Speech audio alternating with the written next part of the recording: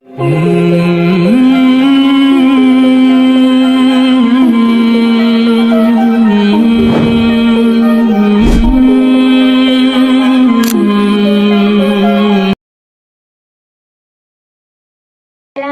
வரஹ்மத்துல்லாஹி வபரகாத்துஹு.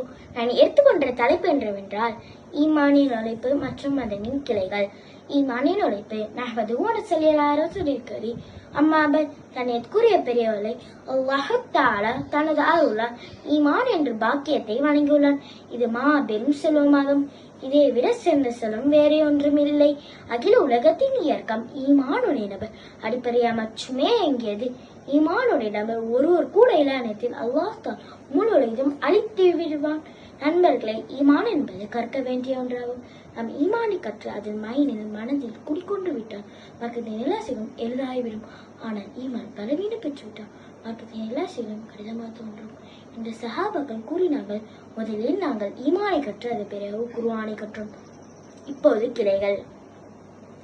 ஈமானை 70க்கும் மேற்பட்ட கிளைகள் உள்ளன.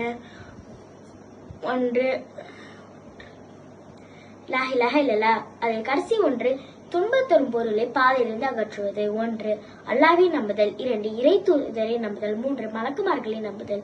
4 திருக்குர்ஆனை நம்புதல். 5 நன்மை தீமை அனைத்து அல்லாஹ்வின் நிர்ணயிக்கப்படுவதை நம்புதல். 6 உலக அழிவு நாளை நம்புதல். 7 மன்னிக்க செய்த பின் எழுப்பப்படுவதை நம்புதல்.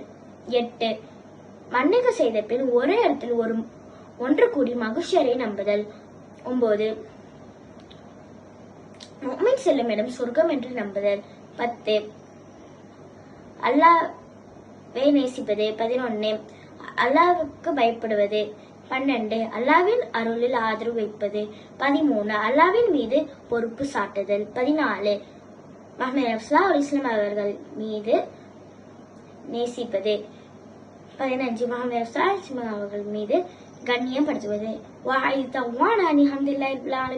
அஸ்ஸலாமு அலைக்கும் வரஹ்மத்துல்லாஹி வபரகாத்துஹு.